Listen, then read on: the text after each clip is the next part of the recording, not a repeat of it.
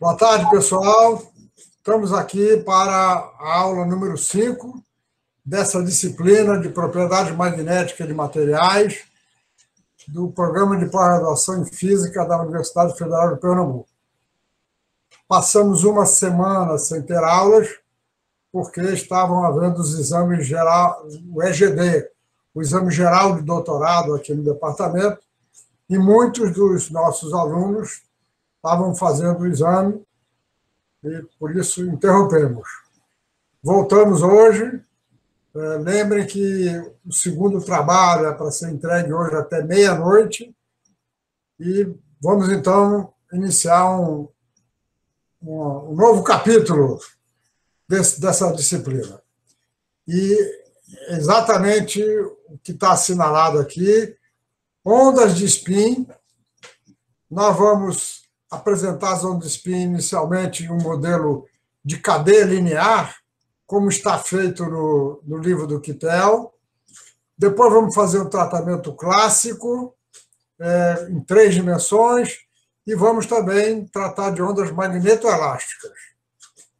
Na próxima aula, de quarta-feira, nós vamos mostrar, então, as técnicas experimentais para o estudo de onda de spin, e isso, então, completará o capítulo 2 do nosso livro-texto. Na semana seguinte, passamos para tratamento quântico e assim por diante. Vamos cobrir os 8 capítulos do livro. Aqui está o índice do capítulo 2, tratamento semiclássico de onda de spin, como eu falei, primeiro numa cadeia linear, depois usando um tratamento semiclássico em 3 dimensões, e vamos também tratar ondas magnetoelásticas.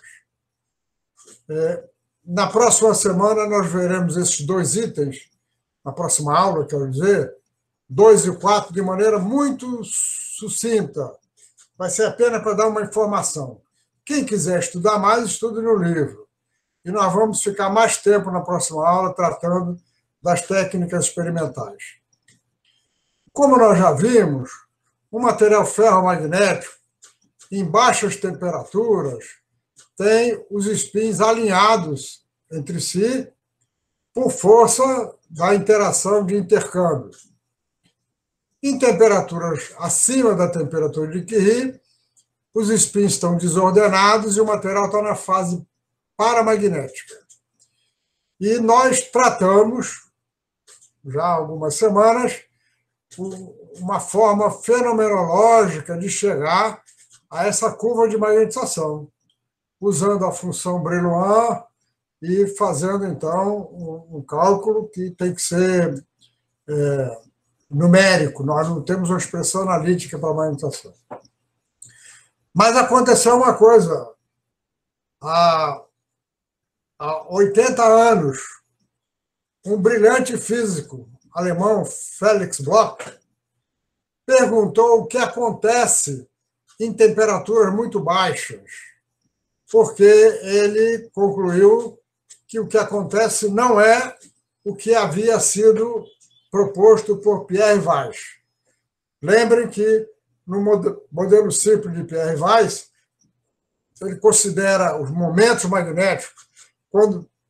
Quando ele fez o modelo, ainda não havia uma compreensão da origem dos momentos magnéticos. Mas Pierre Weiss considerou que cada momento magnético era influenciado pelos seus vizinhos, e ele considerou que as excitações correspondiam a desvios de spin. Então, o que Bloch mostrou é que um desvio de spin localizado, como esse aqui, não é o estado de menor energia. Bloch concluiu que os estados de menor energia são estados coletivos, em que o desvio de spin, em vez de ser localizado num sítio, ele é distribuído. E ele chamou esse modo coletivo de onda de spin. Em 1932, ou seja, há quase exatamente 80 anos. E ele fez essa demonstração, teoricamente. Naturalmente, sempre como acontece, tem uma coisa nova, muitas pessoas duvidam, acham que é elucubração, e, na verdade, foram precisos 20 anos para haver uma evidência clara, experimental, da existência de onda de spin. Como eu falei, nós vamos tratar aqui, inicialmente, a onda de spin com tratamento semiclássico numa cadeia linear, que é mais simples. O que eu vou fazer aqui é exatamente o que está no livro do Kittel. Também está no meu livro, mas está no livro do Kittel e talvez alguns de vocês já tenham visto isso antes. Consideramos, então, uma cadeia de spin na qual eles interagem através da interação de intercâmbio, troca, exchange, que é dada pelo menos 2J, produto escalar dos spins. E quando nós temos uma cadeia, então, um certo número de spin, nós precisamos fazer o somatório em todos os sítios, e para cada sítio nós consideramos um vizinho. Ora, nós podemos pegar essa energia e escrever na forma de menos μh de exchange. Por quê? Para que fazer isso? Porque nós sabemos que essa é a forma da energia de um momento magnético num campo magnético. Então, ao fazer isso, nós vamos obter uma expressão para o campo efetivo de exchange. Ou seja, a interação de exchange é uma energia, uma interação, vamos usá-la depois como hamiltoniano, mas cada spin atua num vizinho, aliás, um spin é atuado pelos vizinhos na forma de um campo efetivo.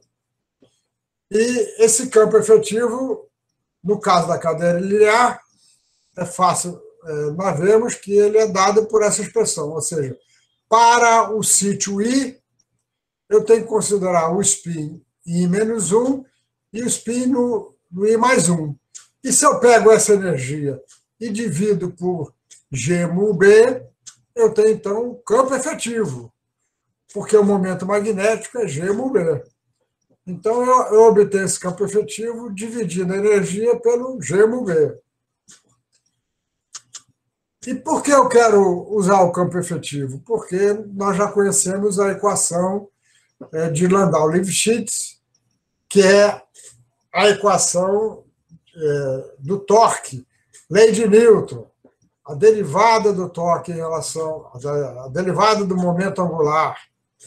Isso é o momento angular. Em relação ao tempo, é o torque. E o torque, que atua sobre um momento, eu sei que é μ vetor campo magnético. Aqui nós estamos considerando que, além de ter o campo de exchange, que é esse aqui, nós temos um campo estático externo, um campo magnético. Então, a forma de introduzir a interação de exchange na equação de movimento do spin é, através da energia, obter um campo e o campo entra no torque. E o torque é a derivada do momento angular. Então, nós temos uma equação para as componentes do spin, que é o que nos interessa. Derivada de SI em relação ao tempo é igual a G-μB sobre H cortado, o H cortado veio do outro lado, SI vetor H de exchange no ponto I, mais o campo magnético. Então, nós podemos escrever as equações para as componentes transversais. Começamos aqui com a componente X. Como o I, que representa a posição, está como subscrito, nós botamos a coordenada aqui em cima. Então, dSIX dt é dada pelo produto vetorial, que estava no outro slide, componente X do produto vetorial. E a componente X do produto vetorial vai ter SYHZ, Isso aqui também é o HZ de exchange. O HZ de exchange, a componente Z do campo efetivo de exchange tem esses dois termos. E fazemos a mesma coisa para a componente Y e fazemos a suposição de que as componentes X e Y são muito menores que a componente Z, que, por sua vez, é aproximadamente igual a S. Com isso, onde aparece SZ, ficou simplesmente 2S. Isso aqui virou 2S. E esse aqui virou S.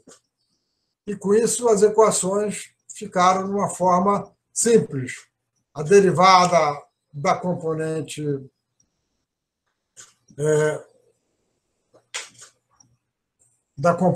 SX é dada, então, por gama, fator geromagnético, SYH, mais esse termo. E vejam que esse termo envolve spin no próprio sítio I, mas também envolve os spins vizinhos. SI-1 e SI mais 1. Isso quer dizer o seguinte, essa equação e a equação para SY mostram que o movimento do spin no sítio I depende do movimento no sítio I-1 e no sítio I mais 1. E daí é que vem as interações coletivas. Nós, então, vamos tentar resolver essas equações usando ondas S e X.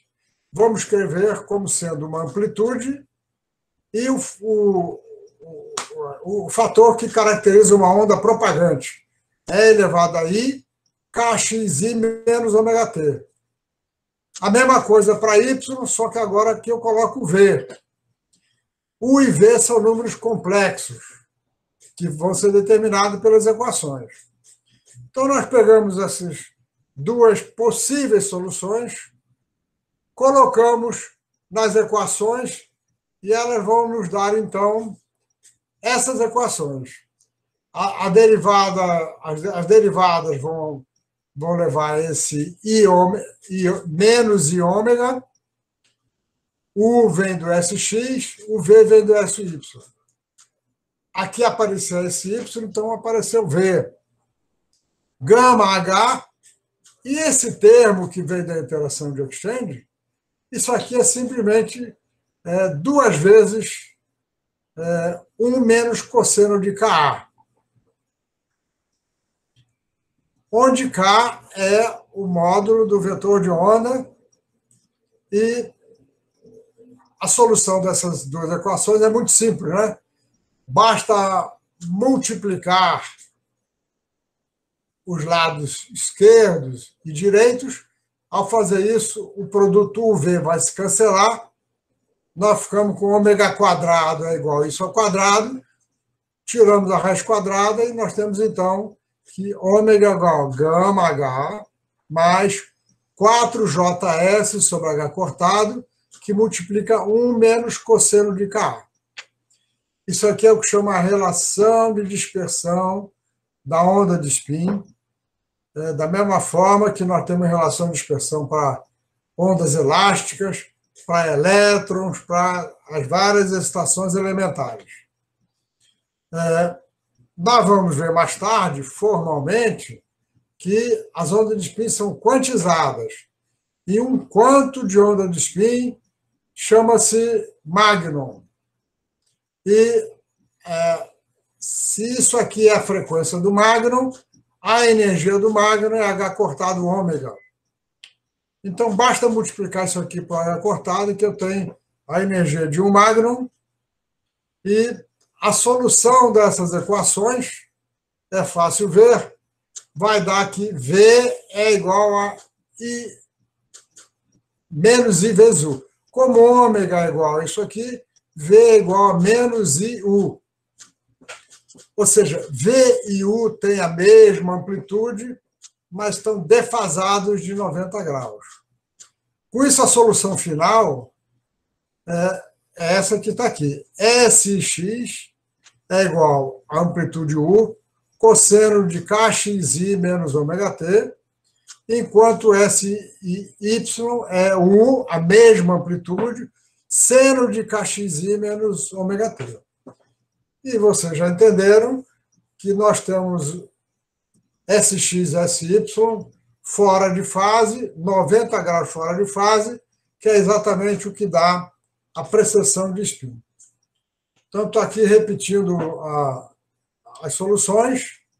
Está aqui uma visão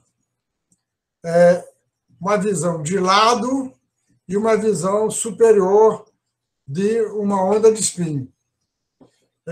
Vendo de lado, nós vemos os spins precessionando, mas se eu bato uma fotografia, isso aqui são fotografias.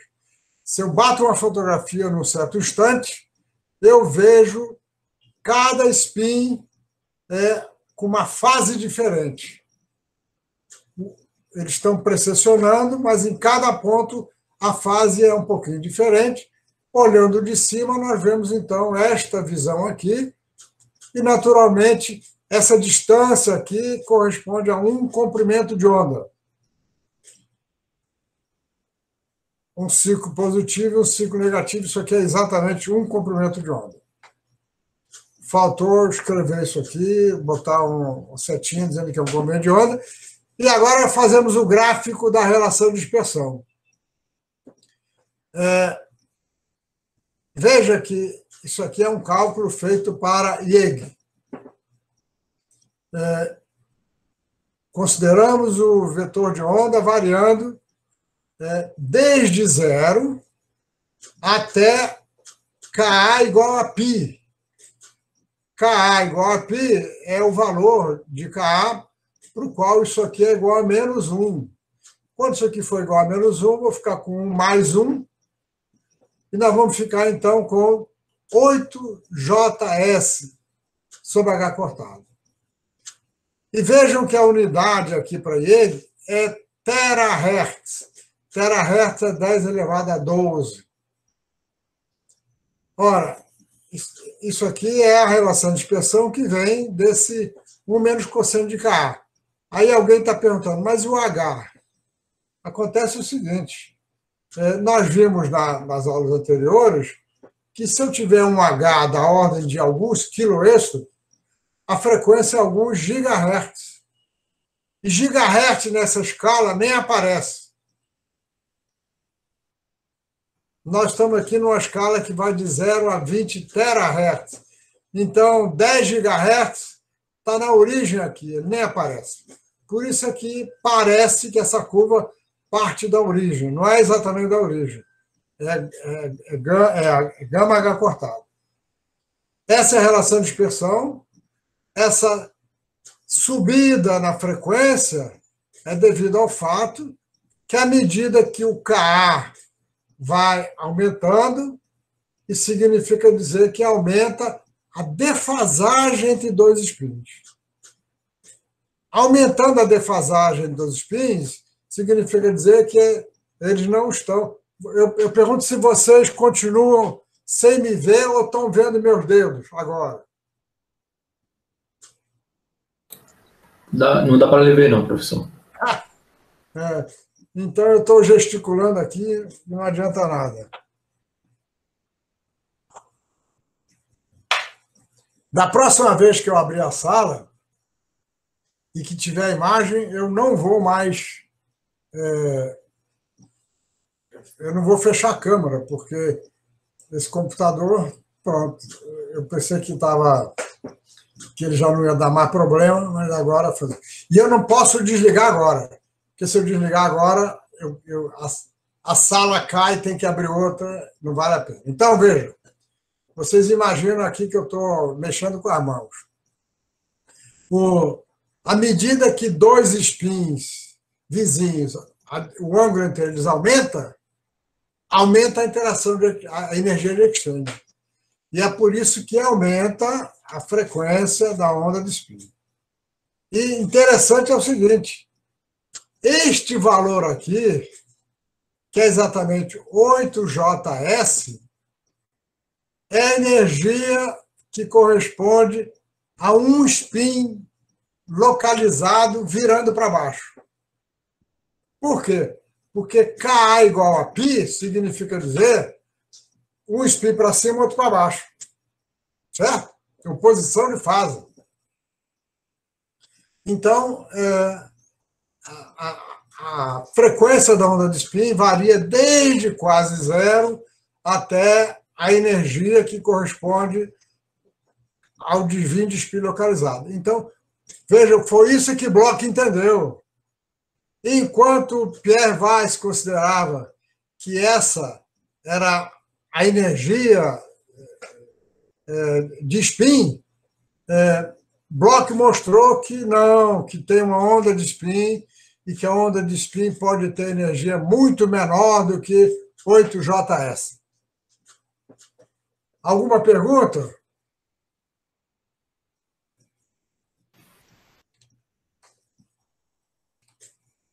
Não tem pergunta? Eu mostro, então, aqui figuras que eu já mostrei anteriormente. Isso aqui é uma onda de spin propagante. Isso aqui é uma onda de spin estacionária. Por exemplo, o modo K igual a zero. Vamos, então, para o ponto seguinte, fazer um tratamento mais geral, semiclássico, ainda semiclássico. Só na próxima semana vamos fazer o tratamento quântico. E como já sabem, nós fazemos tratamento semiclássico usando a equação de Landau-Lifshitz. O que nós precisamos para a equação de Landau-Lifshitz? Nós precisamos de um campo efetivo de exchange, mas agora em 3 dimensões. Porque o campo que eu obtive na cadeia linear foi apenas em uma dimensão. Agora, tem um problema. Em 3 dimensões, eu tenho dificuldade de tratar de maneira contínua. Então, nós vamos fazer uma aproximação. Está aqui, então, a expressão do campo de exchange, a mesma que eu mostrei anteriormente. O campo efetivo de exchange é 2J sobre GMB, mas agora eu tenho que somar sobre todos os vizinhos, e agora, em 3 dimensões, tem mais vizinhos. Por exemplo, se eu quiser calcular o campo de exchange que atua sobre esse spin, num cristal cúbico, eu tenho que considerar os 6 vizinhos. E, naturalmente, eu posso fazer um tratamento como eu fiz no slide anterior, mas ele vai ficar razoavelmente complicado. Ele vai ficar complicado que eu não vou poder ter uma solução analítica para ele. Então, o que nós fazemos? Professor, pois não? A escolha de usar só os primeiros vizinhos é bom o suficiente, ou adicionar mais vizinhos só adicionar melhoraria significativamente os resultados? Nós vamos mostrar lá adiante que, por exemplo, para IEG, se você considerar o segundo vizinho, o terceiro vizinho, o quarto vizinho, o resultado melhora, mas a diferença é pequena. Quando se faz o ajuste das medidas de espalhamento neutro, teoria, pode-se botar vários vizinhos, mas o resultado mais importante, que dá para usar na grande maioria dos experimentos, pode ser feito usando apenas os primeiros vizinhos. Então, aqui nós estamos fazendo a suposição de primeiros vizinhos. E o que nós fazemos?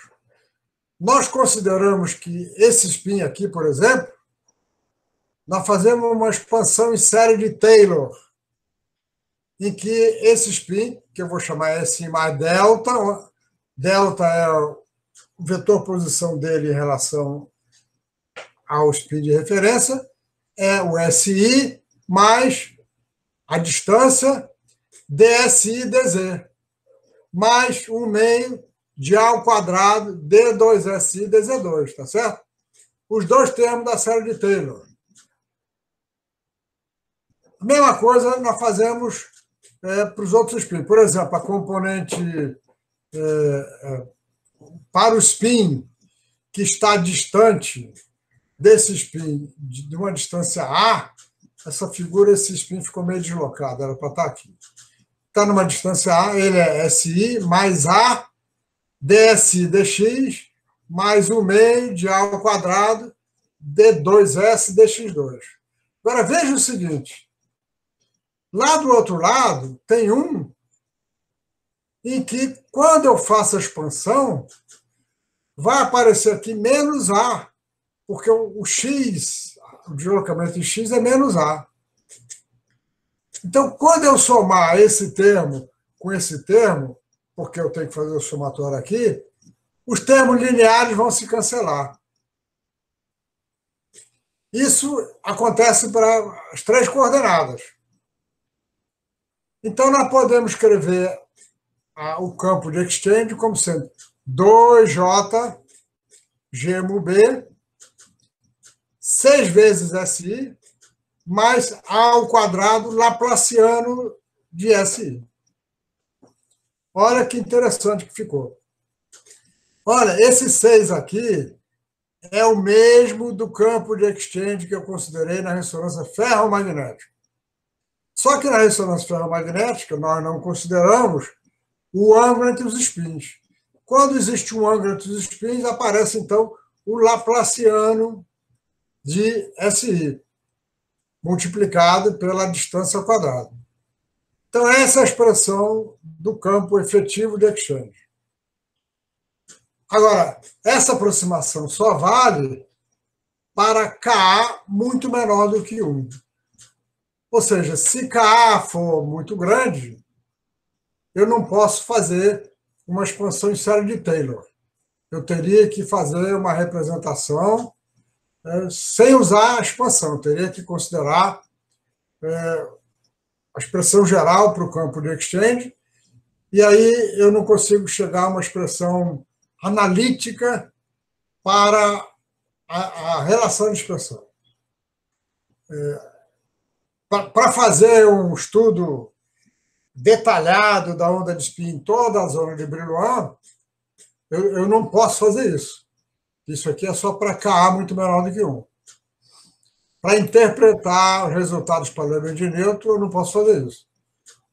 Mas vamos ver, para muitos experimentos, isso aqui é suficiente. Professor, o senhor poderia explicar de novo a importância de considerar os ângulos entre os spins? Se não tiver ângulo entre os spins, não vai ter diferença de um para o outro. Esse laplaciano é nulo. Se não tiver ângulo entre os spins, o campo de exchange só tem esse termo daqui. Aí nós caímos na ressonância ferromagnética. Tá certo. Tá certo, aqui. obrigado. Se esse SI foi... Se esse S for exatamente igual a esse termo não existe. Tá bom? Tranquilo. Obrigado, professor. Então, nós escrevemos o campo de exchange da seguinte forma. WM, eu já tinha feito isso há 2 semanas, onde W tem essa expressão, e 2J sobre GMB ao quadrado, nós vamos escrever como sendo D dividido por M, onde D é o que nós chamamos parâmetro de exchange. E o D, então, é 2JS ao quadrado sobre GMBM. Nós queremos resolver a equação da Lipschitz.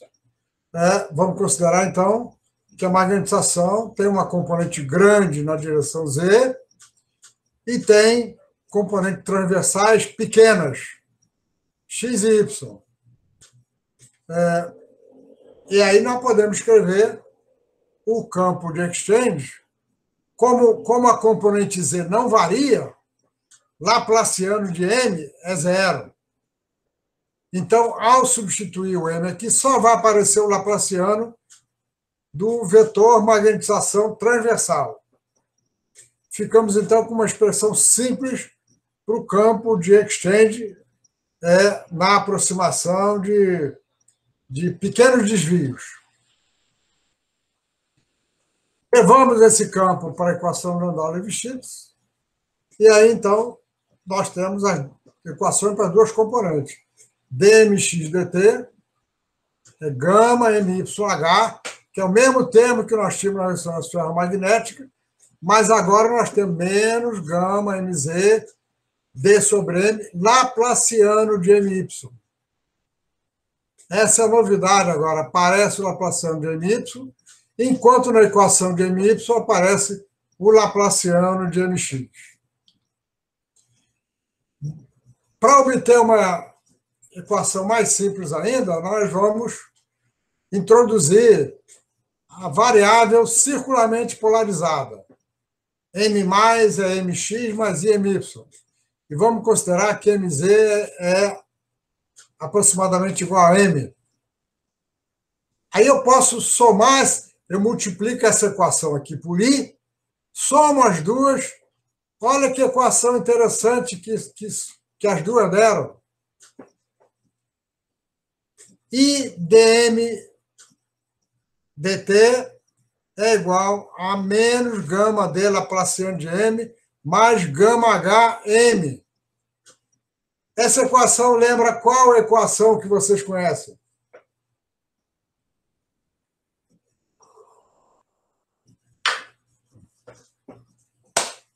Vamos lá, pessoal. Que equação é essa?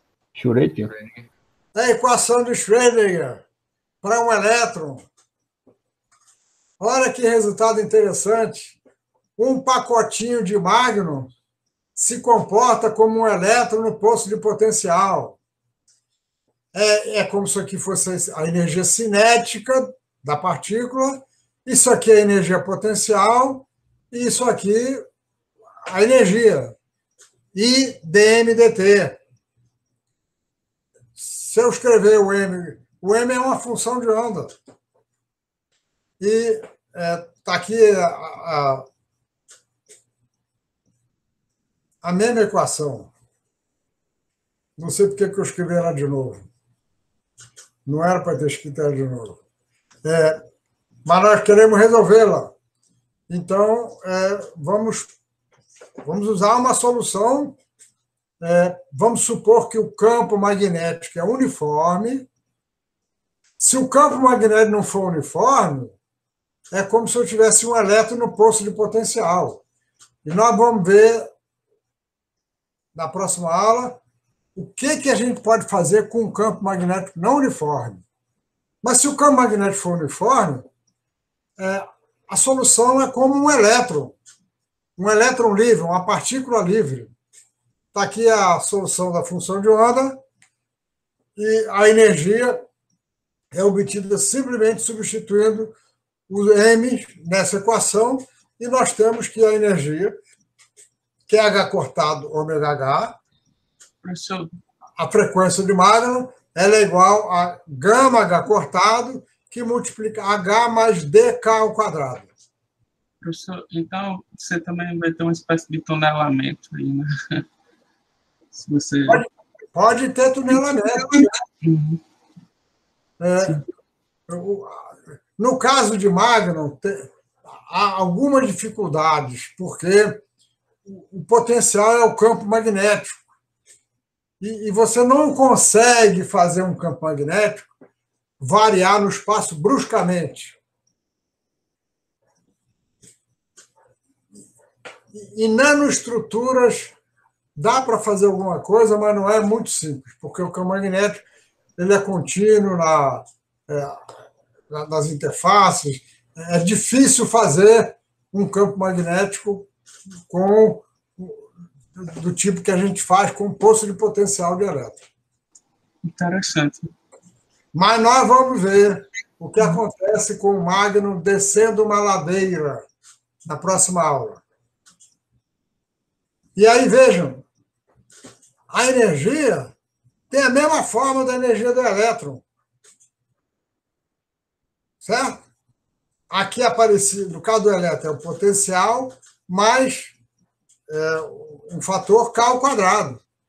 K ao quadrado é exatamente o potencial a energia cinética do elétron. Então, tem aqui um gráfico para a relação de dispersão, que agora eu fiz na escala de gigahertz, de 0 a 10 gigahertz. Consideramos um campo de 1 kilo-êxtaro, e para cá igual a zero, vejam que para cá igual a zero, a frequência γH. γH é a frequência da ressonância ferromagnética. Então, que é o que eu espero, né? K igual a zero é o modo em que os spins estão todos paralelos. É o modo uniforme que está aqui. Então, para 1 kilo-êxtaro, a frequência é 2,8 GHz.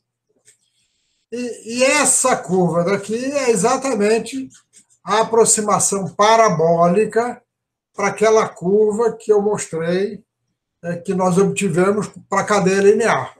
Que no caso da cadeia linear, eu considerei uma situação mais geral em que o ângulo entre os spins podia ser qualquer um.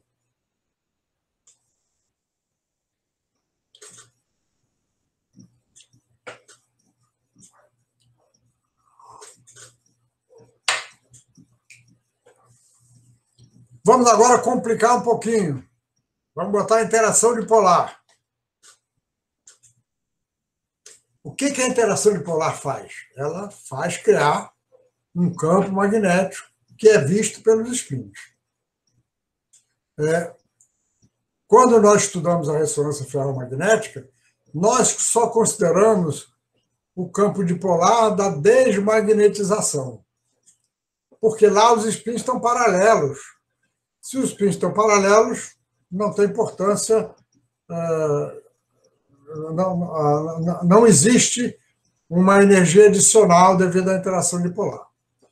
E como é que eu entro com a interação dipolar? Com o campo magnético que vem da magnetização, porque a interação dipolar é simplesmente resultado da magnetização que varia no espaço. Então, as equações que dão o campo magnético dipolar são as equações de Maxwell. Divergência de H mais 4πm é igual a zero, e rotacional de H é igual a zero. Certo?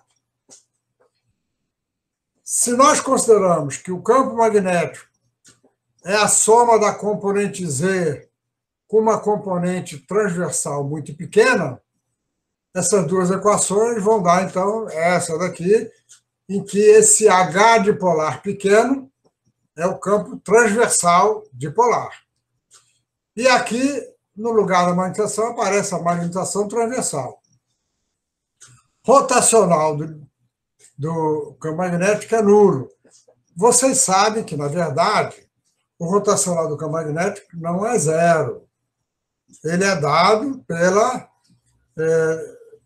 derivada do vetor de deslocamento. Ele está relacionado com o campo elétrico. Mas nós estamos fazendo aqui o que chama aproximação magnetostática. Nós estamos desprezando o efeito de campo elétrico, que eu tenho que considerar se eu tiver um K muito maior. Isso aqui é aproximação magnetostática. Ora, no trabalho de casa que eu vou passar na quarta-feira, vocês vão fazer essa continha que eu não vou fazer agora, com detalhe. Mas se o M, se a magnetização é uma magnetização associada a uma onda propagante, como essa daqui, eu posso pegar esse M agora e trazer para cá. E aí, a divergência disto aqui, a divergência, olha, se o M vai ter essa variação, o H também vai ter essa variação. Faltou escrever isso aqui do lado. Eu teria que escrever isso aqui do lado. Mas se tanto o H quanto o M variam dessa forma, a divergência de uma função como essa vai dar K escalar. os dois campos. Enquanto o rotacional vai dar K vetor. Certo? Vocês usaram isso já bastante em eletromagnetismo. Então, o que eu faço? Eu pego essa equação aqui e agora eu multiplico vetorialmente por K, de modo a ficar K, vetor H dipolar, que é zero. Mas agora eu pego esse duplo produto vetorial, faço a expansão conhecida que dá isso daqui. Ela dá K, que multiplica K escalar H dipolar, que vem daqui, menos H dipolar K ao quadrado. Isso é zero. Olha que interessante.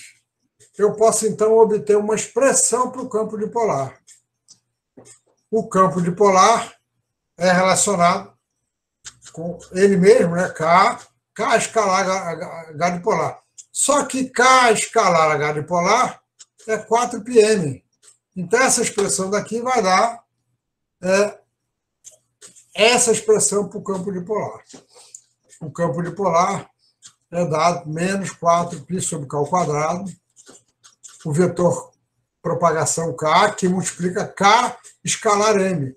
O K escalar M veio da equação da divergência.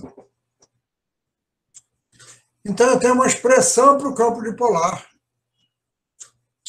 que eu posso agora escrever as componentes x e y. Para facilitar a nossa vida aqui, nós vamos supor que o vetor propagação está no plano XZ. Então, o ângulo que aparece aqui é o ângulo polar. O trabalho de casa, naturalmente, vai ser para o K geral, né? Com o ângulo polar e o ângulo azimutal. Por quê? Porque, ao fazer isso, nós vamos ter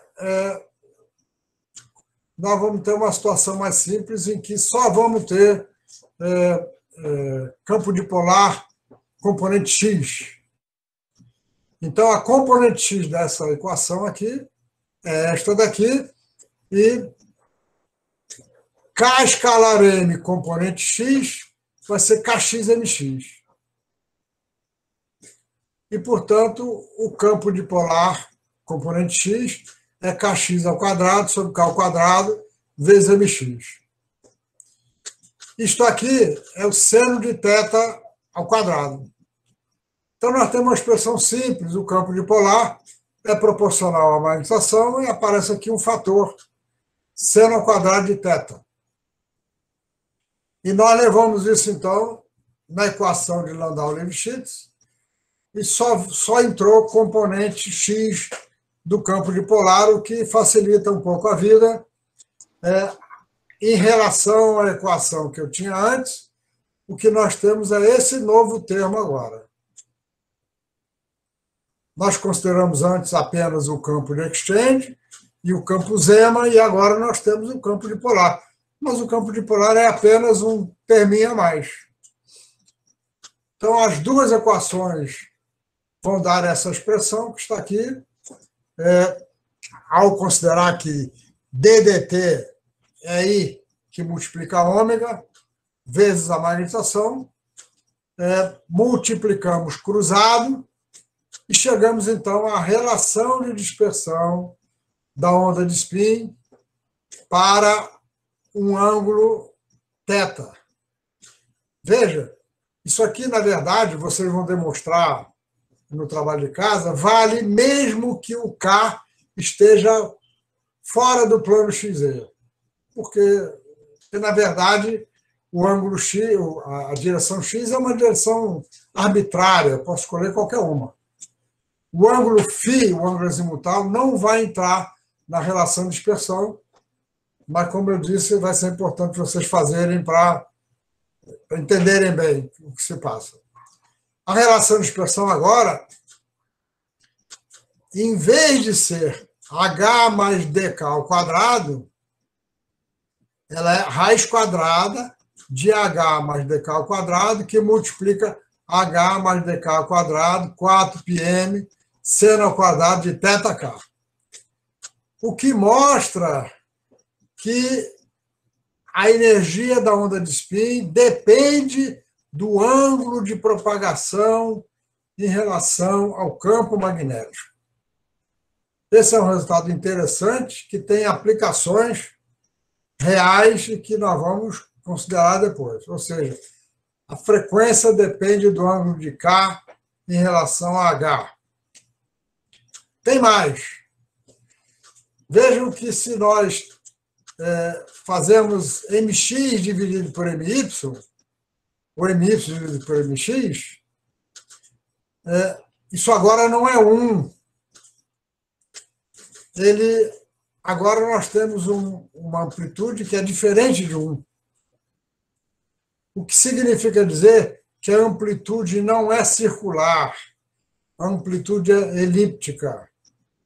Isso também tem implicações importantes, porque se a onda de spin corresponde a precessão do spin elipticamente, a componente Z da magnetização varia. À medida que a magnetização precessiona, a componente Z vai passar por um máximo 2 vezes. Então, a componente Z varia com 2 vezes a frequência da onda de spin. Se a precessão tem frequência ωk, a componente Z tem frequência 2ωk.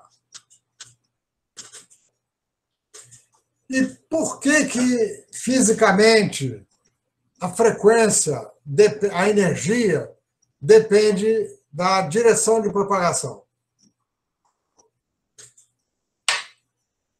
Vamos ver por quê. O campo dipolar, como nós vimos, é dado por essa expressão aqui. Vamos considerar uma onda propagando na direção do campo estático, ou seja, θ igual a 0.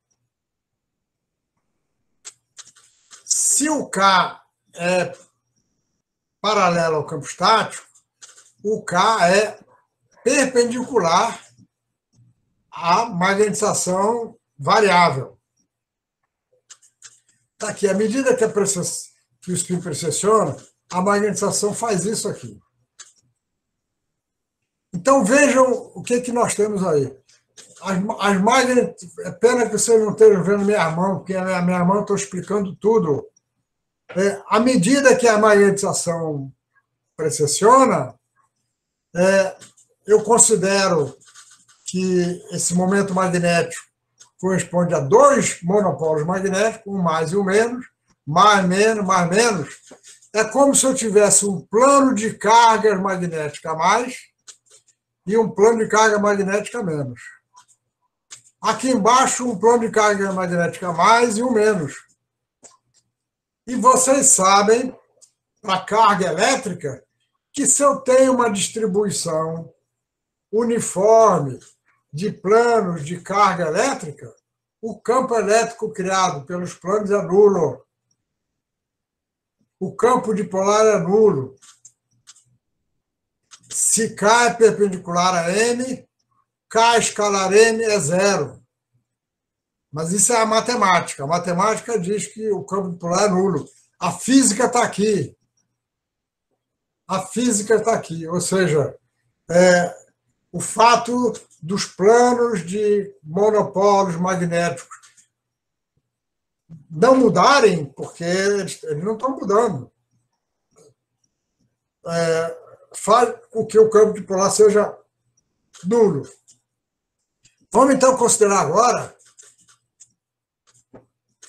o K perpendicular ao campo magnético, ou seja, θ igual a π sobre 2, que corresponde a maior campo dipolar. Olha o que acontece se agora o K é perpendicular ao H. O H está aqui, o K está aqui. Agora, o que acontece? O K é paralelo a M. E olha o que acontece à medida que os spins precessionam. À medida que eles precessionam, esses 2 planos de carga de monopolo magnético, mais e menos aqui, a distância entre eles varia. Aqui, eu considero... Isso aqui é uma foto instantânea. Quando o spin está nesse ângulo, essa é a distância entre os planos. Quando está nesse ângulo, essa é a distância entre os planos. Essa distância muda. Então, é como se os planos de cargas, a densidade de carga variasse com a frequência de precessão. Então, planos de carga, variando o espaçamento entre eles, com uma certa frequência, criam um campo elétrico ou um campo magnético que eu tenho aqui.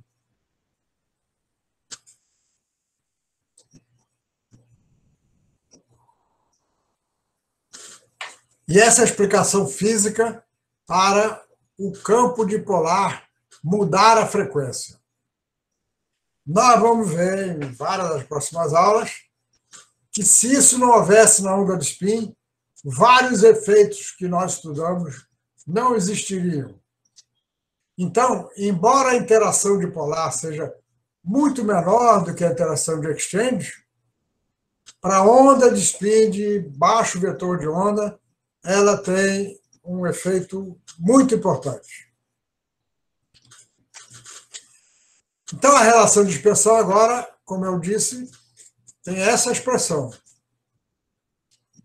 Raiz quadrada de H mais DK ao quadrado, que multiplica H mais DK ao quadrado, 4πm seno ao quadrado de θ, e, portanto, ela varia com θ. Então, eu havia mostrado antes a relação de dispersão sem interação dipolar, que era essa parábola aqui. Então, havendo interação dipolar, cada ângulo θ vai corresponder a uma parábola diferente. E a parábola com maior energia é que corresponde a 90 graus. Esse fato deu origem, como eu falei, dá origem a vários efeitos. Mas um efeito descoberto há uns 12 anos é a condensação de Bose-Einstein de Magnus. Vamos falar sobre isso meio superficialmente, daqui a um mês e tanto. É possível fazer experimento de condensação de Bose-Einstein de Magnus, e ela só existe porque a energia varia com o campo magnético. Agora, eu quero chamar a atenção de um detalhe também. Nenhuma das curvas que eu estou desenhando agora chega até K igual a zero. Ela quase chega, mas não chega. Sabe por que não chega em K igual a zero? Porque quando vai chegando em K igual a zero, a energia da desmagnetização é importante. A energia de desmagnetização não é importante para K grande, porque K grande significa uma grande variação na fase das ondas de spin, e aí a desmagnetização se cancela.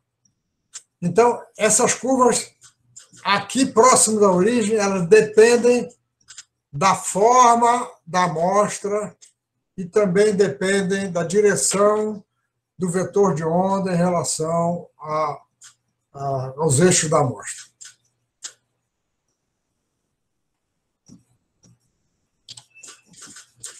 Está aqui uma onda de spin propagante numa direção qualquer.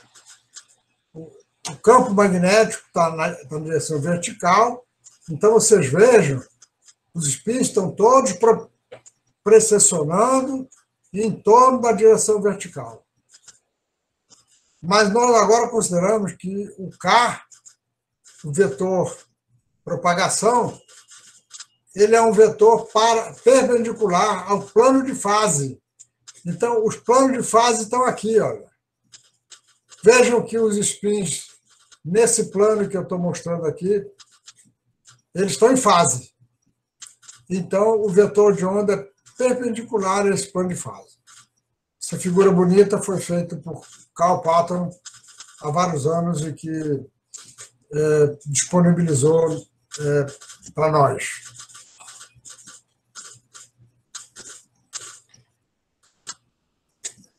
Para concluir essa parte,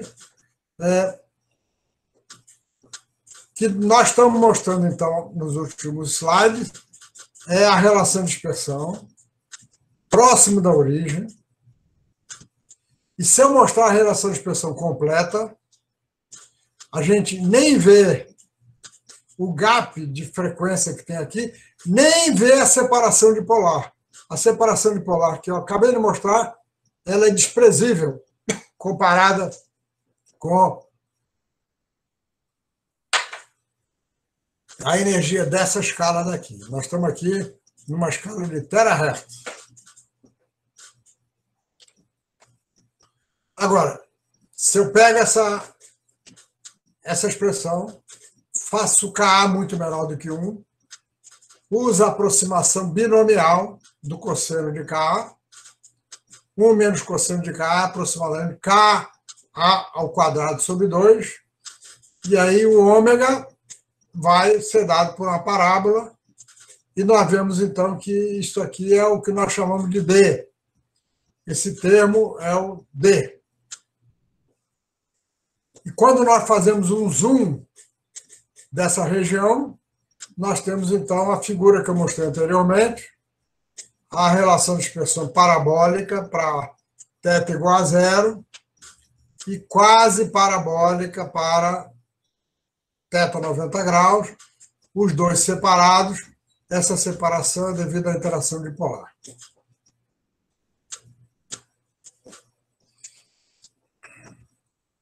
Esse slide conclui a nossa apresentação de onda de spin em 3 dimensões e também numa cadeia linear, na aproximação semiclássica. Como falei, na próxima semana vamos fazer a aproximação, o tratamento quântico.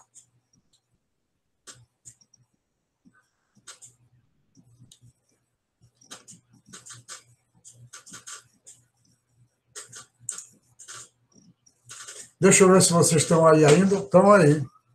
Só quem não está aí sou eu, né?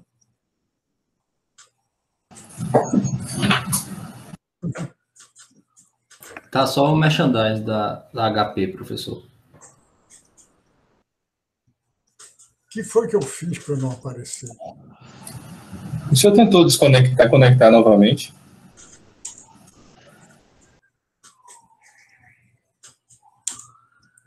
Não ouvi o que você falou, não. O senhor tentou desconectar e conectar a câmera novamente no USB? Já tentei isso 2 vezes.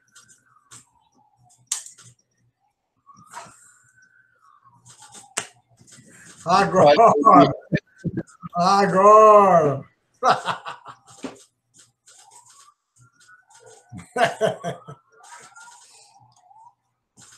Eu tinha tentado, hein? Mas talvez eu tenha batido muito rápido. O que foi que aconteceu? O senhor só apertou na câmera para ligar, foi? Foi só, eu já tinha feito isso. Eu tinha desligado a câmera e ligado de novo. Agora, por alguma razão, eu vi agora que eu estou aparecendo 2 vezes. É porque o senhor está apresentando e o outro é a sua câmera, professor, é normal. O outro é o quê? O outro, um é o senhor mesmo e o outro é o da apresentação. O senhor ainda está apresentando. Compartilhando a tela, professor. 2 vezes. Eu não entrei 2 vezes, não. Não, mas você está compartilhando a tela, professor. Toda vez que compartilha a tela, aparece isso. Compartilha, acontece isso, aparece os 2 vezes. Então tá bom.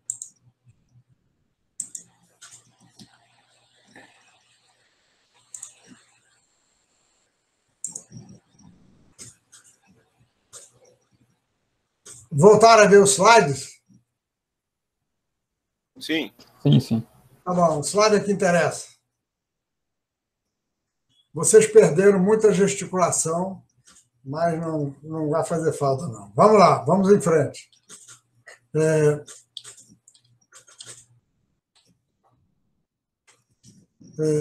eu vou deixar de filme para falar depois. Está aqui, então, a figura da onda de spin que eu mostrei ainda há pouco. E vamos considerar aqui que nós temos uma rede de átomos. Isso aqui é uma representação bem simplificada de uma onda elástica. Uma onda elástica corresponde à vibração dos átomos da rede. Estou fazendo aqui um modelo simples, né? E vem a pergunta: será que é possível um magnon se acoplar com um fônon? Acoplar, interagir. Ou se é possível converter magnons em fônons?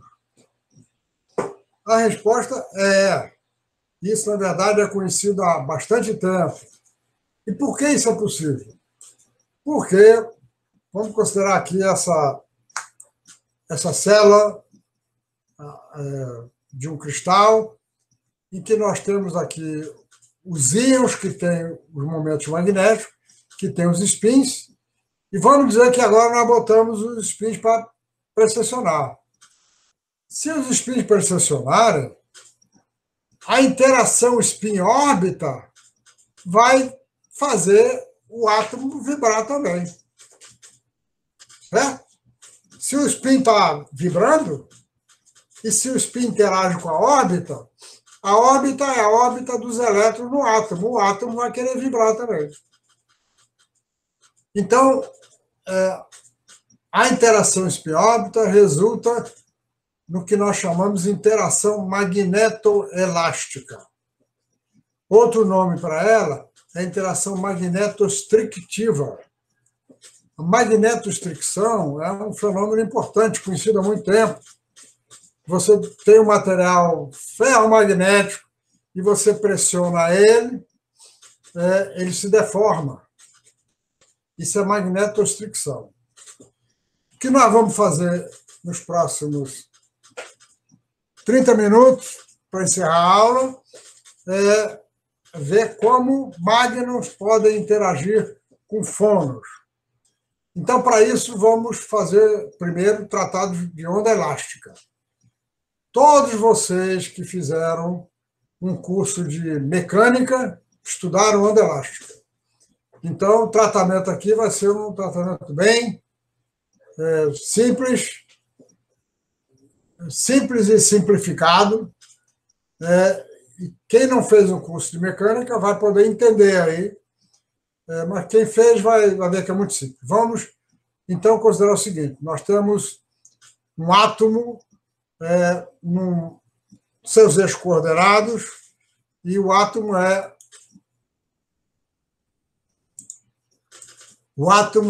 tem uma posição caracterizada pelo vetor posição. E vamos dizer que esse átomo sofre um pequeno deslocamento e vai para uma posição R'. Nós chamamos vetor de deslocamento a diferença vetorial de R e R'. É o vetor de deslocamento.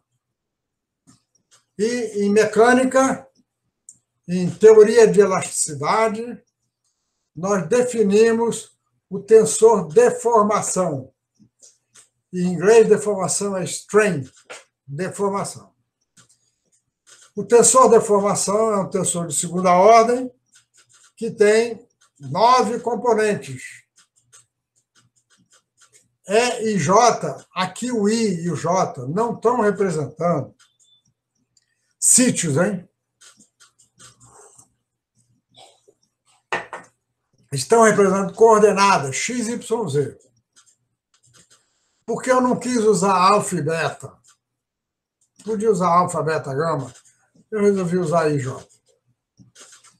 O tensor deformação é um tensor simétrico, cuja componente IJ é um meio de derivada parcial de UI em relação a XJ, mais derivada parcial de UJ em relação a XI.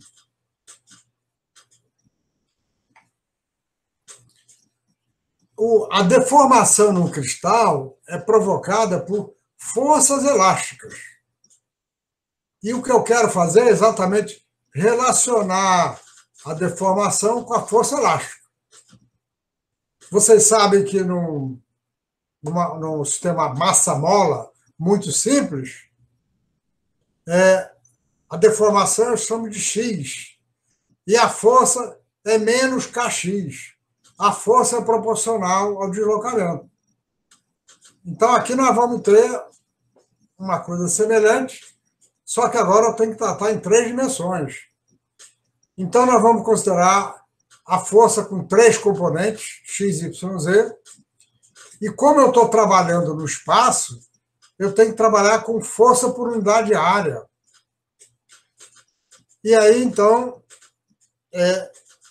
nós definimos o tensor de estresse. Em inglês é stress.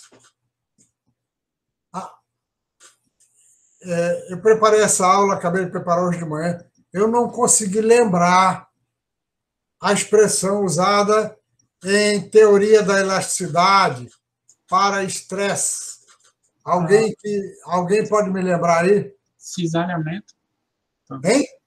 Talvez cisalhamento, não tenho certeza. Se nesse caso seria. Cisalhamento eu acho que é só de deslocamento assim. É verdade. Eu acho que é outra expressão. Eu vou procurar depois. É compressão, professor? Compressão? Não, não é de compressão, não. Tensor, não é tensor cisalhamento, é um tensor. Eu não tenho um livro de teoria de estabilidade em casa em português, só tem em inglês. Então é um tensor de. Eu acho que não é cisalhamento, mas pode ser que seja. Então, é um tensor de 4ª ordem. Desculpe, também de 2ª ordem. Com componentes IJ, em que sigma de IJ é a componente I da força dividido pela componente J da área. A componente J da área é a componente perpendicular ao vetor J, certo? O J aí é perpendicular à área. Professor, chama tensor de tensão. Hein? Tensor de tensão. De tensão, é exatamente isso. É só isso, é tensão. É lógico. Estresse é tensão. É mais simples. Tensor de tensão. É exatamente. Cisalhamento é só quando é deslocando assim. Bem, então,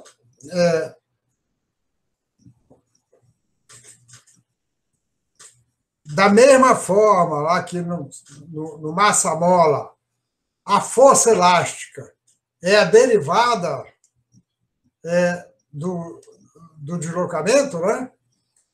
Aqui, a força elástica por unidade de volume, como ela é um vetor, ela é um somatório das 3 componentes e da derivada dos componentes de deformação em relação a x.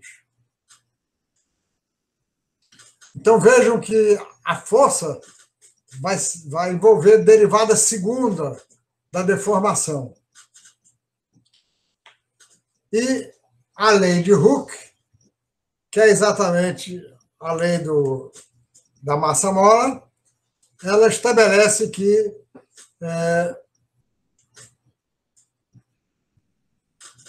os componentes do tensor de tensão eles são proporcionais a um somatório aos componentes do tensor de deformação e vai aparecer aqui uma constante que são chamadas constantes elásticas. E um material geral vai ter esse número de constantes elásticas.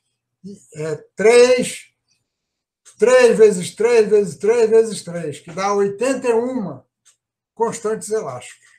Mas, na verdade, é possível mostrar que só pode haver 21 constantes elásticas diferentes. 21. E no cristal cúbico, só tem 3. cristal cúbico tem simetria, né, de 90 graus, de inversão e tudo mais. Só tem 3 constantes: C1, C12 e C44. As outras todas são nulas. C, I e J é 0. C, J e I é 0. Então, ele só vai ter 3 diferentes, naturalmente. O I aqui pode ser 1, 2, 3.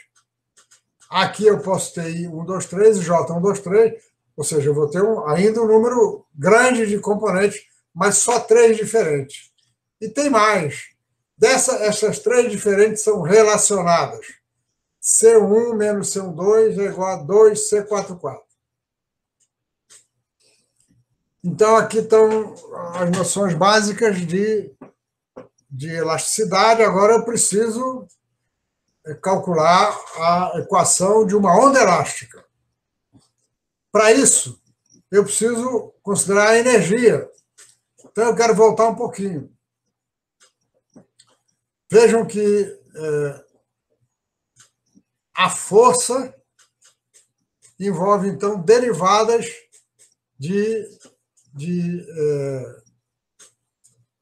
da deformação em relação a 2 coordenadas. E a partir da força por unidade de volume, eu tenho energia, porque a energia é somente a força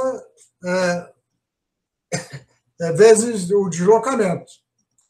Então, a energia vai ter que envolver derivadas segundas.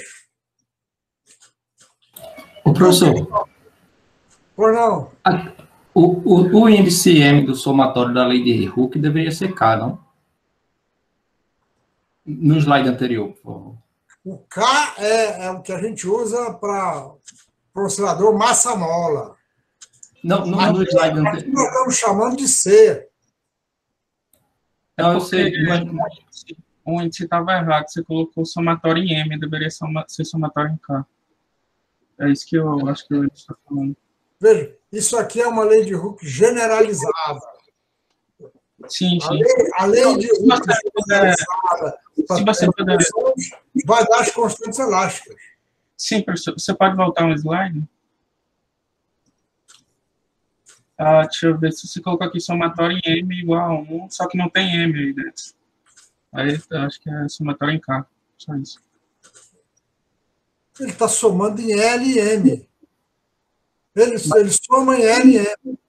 Mas O IJ é o mesmo IJ. Ele soma em K e L. K e L, não M. Mas, veja, Não. Se e J vai ser C e J, KL. O somatório é só em K e L. Sim, mas Mas aí, quando eu vou botar aqui na força, eu vou somar I e J. Sim, professor. É que é uma coisa bem simples, na verdade. É que o somatório você escreveu, olha para o segundo somatório, você colocou índice M.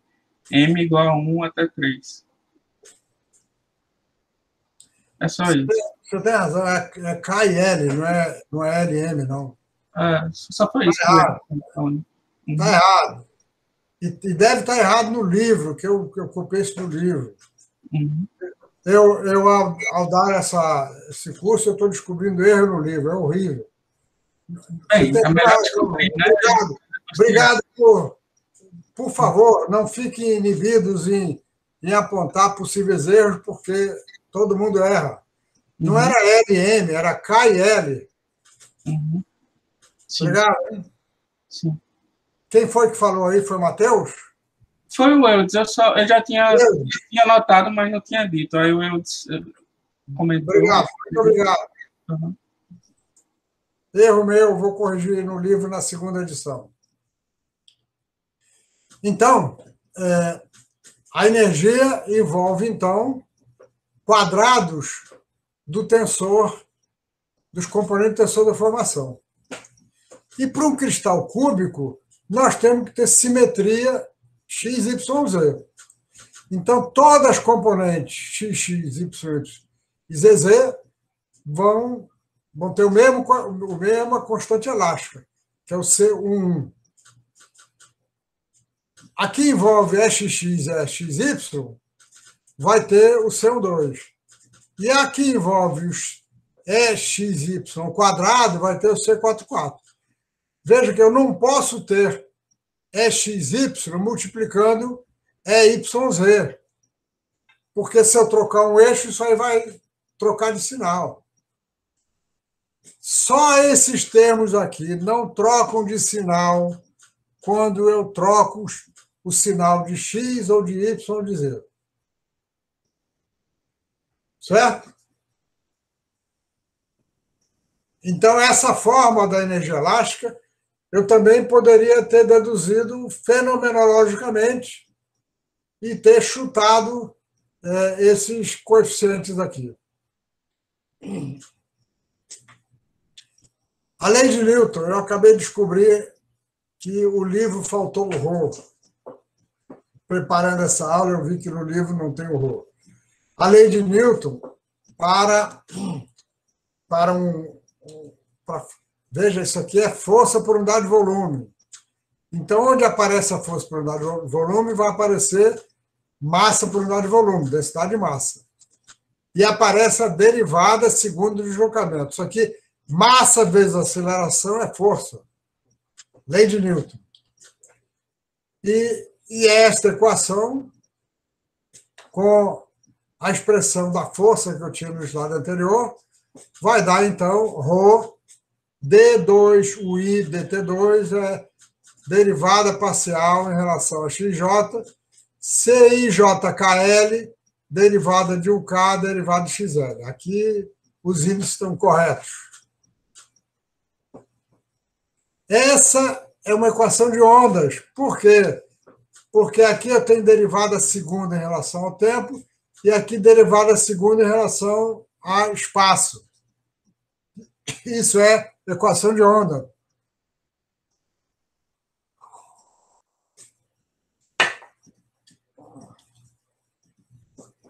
Então, no cristal cúbico, essa equação vai simplificar bastante.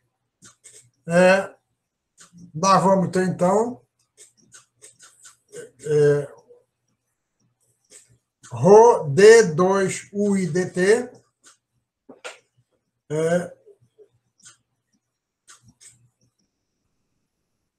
envolvendo três derivadas e envolvendo apenas as três constantes elásticas.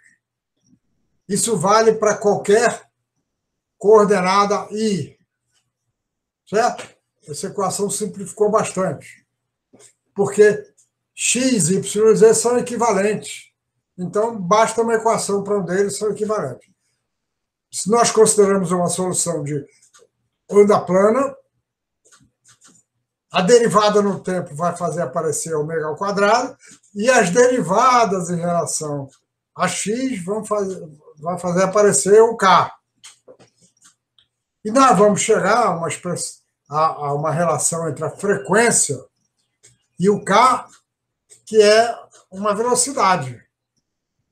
Agora, a velocidade vai depender da direção de k em relação a u. Essa equação vale para qualquer direção. Agora, veja que se o k for paralelo a u, eu não vou ter derivada em relação a xj. Ou seja, nós vamos ter resultado mais interessante. Vamos supor que o k está na direção z, só para simplificar, e que a direção z está na direção 100 do cristal. 100 com esse colchete serve para 100, para 010 ou para 001, ou seja, qualquer um dos três eixos. Então, vamos considerar que K é vetor unitário Z vezes K. Aí essa equação vai dar duas equações diferentes. Aliás, iguais. Para o X e também para o Y. Elas são iguais, mas são independentes. E quando nós colocamos a segunda derivada de U, aqui vai aparecer o ômega ao quadrado. E aqui vai aparecer o K quadrado. Então, ômega sobre K é a velocidade, e a velocidade é raiz quadrada de C44 dividido pela densidade. Essa é a velocidade de ondas transversais. Então, está aqui a direção Z, que é a direção de propagação. Eu posso ter U vibrando na direção X ou na direção Y. E elas são independentes. As duas ondas transversais são independentes, como ondas eletromagnéticas. E se eu tiver a variação de U ao longo de Z, ou seja, se o K tiver componente KZ e U só tiver componente Z, a equação vai dar C1. Então, a velocidade longitudinal é raiz quadrada de C1 dividido por ρ. Então, nós podemos ter três ondas, duas transversais e uma longitudinal. E os Magnos? Os Magnos já tínhamos estudado. E por que eles interagem? Eles interagem porque a órbita interage com o spin, e aí uma vibração da magnetização vai acoplar com a deformação elástica. Então, eu preciso de uma expressão para energia magnetoelástica. A expressão vai ter que envolver produto de M com E, já que ela é magnetoelástica. Mas não vai ter produto só com um M. Por quê? Porque se eu só tivesse um componente da magnetização, se eu inverter a magnetização, a energia inverte. Isso não pode acontecer, de uma maneira geral. Então, o termo mais baixo da energia magnetoelástica envolve o produto de duas componentes da magnetização e componente KL de tensor-deformação. E aqui vai ter, então, o que a gente chama constante magnetoelástica, BIJKL, do IJKL. Podemos ter um grande número de constantes magnetoelásticas, mas no cristal cúbico só vamos ter duas, por conta da simetria, de 90 graus, de inversão e tudo mais, só vamos ter duas, aí nós vamos chamar BIII de B1 sobre M ao quadrado, e BIJIJ, B2 sobre M ao quadrado. Então, a energia de interação magnetoelástica vai ter uma forma simples também, como na de energia elástica, em que nós vamos ter aqui, para as componentes X, todas com a mesma constante magnetoelástica. Mx ao quadrado é xx, my ao quadrado é yy, mais mz ao quadrado é yzz, mais 2b ao quadrado sobre m2, e as componentes cruzadas. Mxy é xy, myz é yz. E, naturalmente, para a onda de spin, nós vamos considerar que esse mz é aproximadamente m, e vamos considerar que mx e my são muito pequenos. Então, veja o seguinte, se mx e my são muito pequenos, esse termo vai ser de segunda ordem em mx, esse vai ser de segunda ordem em my, e esse não depende de my nem mx. Então, só vai nos interessar o segundo termo, e só vão nos interessar esses dois termos, porque esse aqui também é de segunda ordem. Então, a energia magnetoelástica que vai nos interessar é a que vem desses dois termos aqui.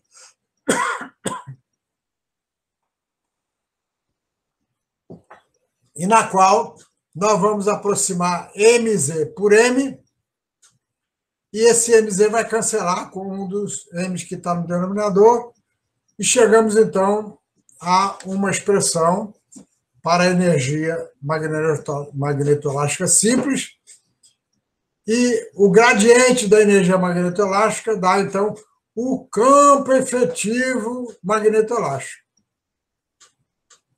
E é assim que nós vamos botar nas equações de onda de spin. Nas equações da onda de spin, nós vamos entrar com um campo efetivo que vem da energia magnetoelástica.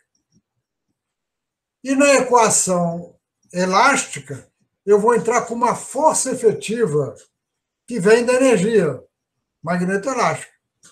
A força efetiva vem, então, da derivada da energia em relação a x e a outra derivada.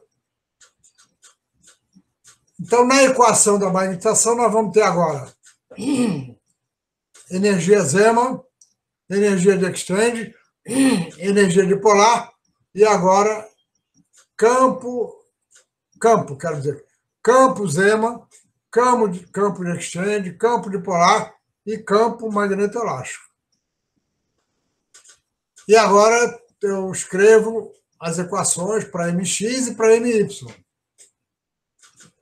Vamos supor, para simplificar, que nós estamos com os eixos ao longo das direções 1, 0, 0. Que no caso geral as equações ficam mais complicadas. Mas o que nos interessa está aqui. Então, essas equações aqui é o que nós tínhamos antes. Agora apareceram termos novos que vêm do campo efetivo magnetoelástico e que envolve o tensor deformação. Da mesma forma, a equação do deslocamento agora vai ter, além do termo elástico, vai ter o termo magnetoelástico, que contribui para a força, e nós vamos ter agora 3 equações: o x, o y e o z. Então, nós temos 5 equações. E podemos obter uma solução geral para o K em qualquer direção. Basta diagonalizar a matriz 5 por 5. Dá um trabalhinho, né? Nós não vamos fazer isso aqui. Nós vamos, então, considerar apenas direções simples. Vamos considerar ondas transversais apenas.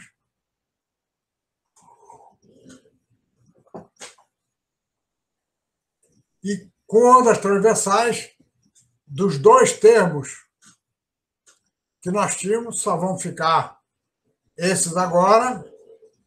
E vamos fazer o seguinte, vamos simplificar também introduzindo as variáveis circularmente polarizadas, para M e também para U. E então, essas 2 equações para M vão dar apenas uma equação. Ômega menos ômega K, onde ômega K é a frequência de Magnus. Eu devia ter usado ômega M, mas botei ômega K. Ômega menos ômega K, M, é igual a I, gama, B2, K, 1 menos. Vejam que a interação dipolar foi embora, porque eu considerei apenas ondas propagando na direção Z. Para simplificar exatamente. As 2 equações do deslocamento estão aqui, e quando agora eu introduzo as variáveis circularmente polarizadas, elas vão dar somente uma equação. Então, a solução ficou fácil agora, né? Ômega menos ômega K multiplica M menos, isso é proporcional a 1 menos. E aqui, ômega ao quadrado menos ômega transversal quadrado, o menos é igual a um produto de M menos. Se eu multiplicar os 2, eu vou cortar o M menos multiplicado por 1 menos, e nós chegamos, então, à relação de dispersão. A relação de dispersão da onda magnetoelástica é ômega menos ômega K, onde ômega K é a frequência de Magnus, que multiplica ômega ao quadrado menos ômega transversal quadrado. Eu estou calculando para situação particular de ondas transversais, menos 1/2 de ômega T. Veja que apareceu ômega T aqui, porque nós temos aqui K, e a frequência de fono é proporcional a K, que multiplica sigma K quadrado, onde sigma K quadrado é um parâmetro que eu introduzi agora. Cadê o parâmetro? Faltou escrever aqui do lado o que é o sigma K. É um parâmetro aí que vai envolver o K. Eu acho que eu escrevo aqui em cima. Então, está aqui a relação de dispersão, repetida. E vejam, nós temos 3 ramos. Por que 3 ramos? Porque eu tenho uma equação de terceira ordem. A equação de terceira ordem tem 3 raízes. Por quê? Porque o fono vai ter tanto o fono circularmente polarizado num sentido, quanto o fono circularmente polarizado no outro sentido. O fono circularmente polarizado no sentido menos vai ter uma relação de dispersão que é uma linha reta. A relação de dispersão do fono é uma linha reta, né? Ômega é igual a V vezes K. A relação de dispersão para o fónon P+, é essa daqui, e essa é a relação de dispersão para magno. Essa é a relação de dispersão para magno, essa para fónon. E o que tem de novidade aqui? O que tem é que a curva de fono, ela começa vermelha, depois ela vira azul. E a curva de magno começa azul, depois vira vermelho. Então, para entender o que se passou, eu vou fazer um zoom dessa região aqui. Olha que interessante quando eu faço zoom. Essas duas curvas, elas não se cruzam, elas se separam. Esse é um resultado muito interessante. Por que separam? Ó, quando o ômega é próximo de ômega P, que é próximo de ômega M, esse termo fica importante. Vejam que ômega menos ômega P quadrado igual a 0, tem como raiz frequência de fono.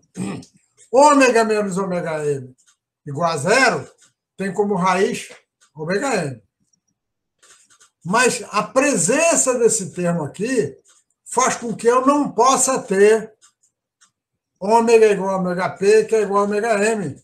Porque aí vou ter 0 aqui, isso aqui não é 0. Então, a solução dessa equação, ela vai fazer com que haja uma separação entre os 2 ramos. E eu chamei esse do ramo azul e esse do ramo vermelho. Por isso é que a curva de fônon que vinha vermelha, ela agora vinha vermelha e ela vira uma curva de magno. E olha o que são isso daqui. Esses 2 modos aqui são 2 modos normais. E exatamente isso aqui é uma onda magnetoelástica. Nessa região é que está caracterizado que é uma onda magnetoelástica, ou seja, uma onda que envolve vibração da rede e envolve precessão de espin. O quantum dessa onda magnetoelástica chama um magnum-fônon híbrido. Magnum-fônon híbrido. Toda vez que nós temos ondas acopladas, aparece fenômeno desse tipo. Essa separação das 2 frequências é o que acontece quando eu tenho 2 osciladores acoplados, certo? 2 pêndulos. Os pêndulos, se não estiverem acoplados, eles podem vibrar com a mesma frequência, e com qualquer frequência. Se eles estiverem acoplados, vai haver uma separação nas frequências de vibração quando as frequências estão próximas. E nós vamos ter, então, o modo acústico e o modo óptico. Então, isto aqui é uma excitação coletiva do sistema magnetoelástico. Isso aqui é uma outra excitação coletiva do sistema magnetoelástico. Isso é característico de ondas acopladas.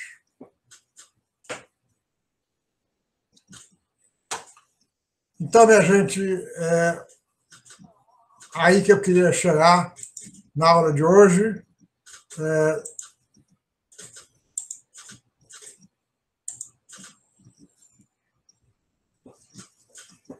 É uma aula com muita informação, mas toda essa disciplina vai ser assim, né?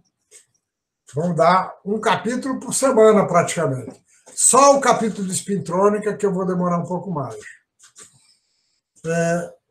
Vou estar seguindo o meu livro o tempo todo. As contas vocês conseguem entender. Em alguns capítulos vai ser um pouquinho mais complicado. E eu vou estar, então, ao final de cada capítulo, passando uma lista de trabalhos, uma semana para entregar, e a lista vai ter 4 ou 5 probleminhas, alguns mais complicados do que outros, e a nota final vai ser dada inteiramente pela lista de trabalho. Eu já resolvi que não vamos ter provas. Então, eu passei algumas horas ontem, domingo, corrigindo as listas de vocês, e eu indiquei, né, postei para cada um de vocês, de maneira bem sucinta, se acertou a questão, ou se errou, ou se acertou pela metade. E como eu me comuniquei com vocês, gostaria de ter um dia da semana para ter uma aula assíncrona. Para isso, o que eu fiz? Dos 5 problemas, eu escolhi um aluno que fez a questão perfeitamente e que faria, então, uma apresentação da questão para vocês. Na verdade, alguns alunos fizeram 3 questões perfeitas. Teve um que fez 4, mas eu para fazer o rodízio, né, para distribuir, então eu escolhi 5 alunos diferentes. Teve gente que fez algumas questões tão bem quanto o que eu escolhi, mas eu só podia escolher um. Então eu vou fazer um rodízio nos trabalhos, né, para dar oportunidade a todos. Agora, eu pedi que vocês informassem quais dias estariam livres para que nós pudéssemos ter aula síncrona. E sabe qual é a conclusão? Só dá para ter aula síncrona sábado e domingo. E nós não vamos fazer isso, nós não vamos ter aula sábado e domingo. Então, o que eu vou fazer nas próximas horas é pegar a melhor questão de um de vocês e botar, então, no PDF. Eu vou fazer, então, o que seria o gabarito, né, das 5 melhores soluções, vou botar no PDF e vou postar para vocês. Ou seja, já que não dá para ter aula síncrona, porque não é possível encontrar uma hora durante o dia, né, entre 8 e 18 horas. Daria para ser à noite ou daria para ser sábado e domingo? Eu acho que não vale a pena. Então, eu vou postar ou hoje à noite ou amanhã de manhã a lista gabarito, digamos assim, e se algum de vocês vir que eu corrigi incorretamente, pode apelar que eu vou rever a correção. E se vocês concluírem que gostariam de ter aula síncrona de qualquer maneira, ela terá que ser ou à noite ou sábado e domingo. Mas eu creio que não vai ser necessário, vocês vão poder ver a solução e eu espero que aprendam com a solução. porque a maioria teve nota muito boa, mas teve gente que teve nota baixa. Né? E 3 não entregaram. 3 não entregaram. Esses que não entregaram vão ter nota 0, porque a nota final vai ser a média dos 6 ou 7 trabalhos que eu vou passar. Alguma pergunta sobre as listas, sobre essa sistemática?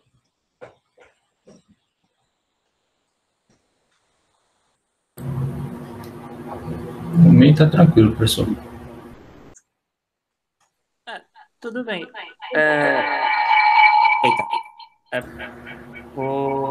Daria para também gravar, né? A solução da questão lá, se quiser. Não, mas aí quem que vai gravar? O próprio aluno que for resolver a questão. Então, veja, isso pode ser, mas eu sugiro, vamos começar dessa maneira. Eu vou encaminhar para vocês a solução. Aconteceu o seguinte também, quando haviam 2 soluções iguais, eu escolhi aquela que está com a melhor apresentação. Alguns de vocês estão fazendo uma apresentação livro-texto, outros fazem um rabiscado enorme. Então, eu acho, pelo menos para essa primeira lista, as soluções que eu vou botar no gabarito, elas são claras o suficiente, que eu acho que não é preciso haver uma aula. Mas vamos tentar. Se vocês concluírem que vale a pena ter uma outra forma de interação, nós faremos isso. Hoje, à meia-noite, é o prazo para a entrega da lista número 2. E eu pedi que vocês postem assim, T2, nome e sobrenome, porque isso vem no PDF e me ajuda um pouco, porque eu baixo o PDF, eu tenho que ler todos eles. Tá certo? Então é isso, gente. Vamos lá. 1h45 minutos de gravação no final do dia é suficiente para todo mundo estar cansado. Grande abraço a vocês. Até quarta-feira. Abrirei a sala ao meio-dia na quarta-feira e mandarei o convite para todo mundo de fora da UFPR. Abraço para vocês aí. Tchau. Tchau, professor. Um abraço. Até mais. Até mais. Um abraço, professor. Até mais. Até mais. Até mais, professor. Caio, obrigado pela gravação.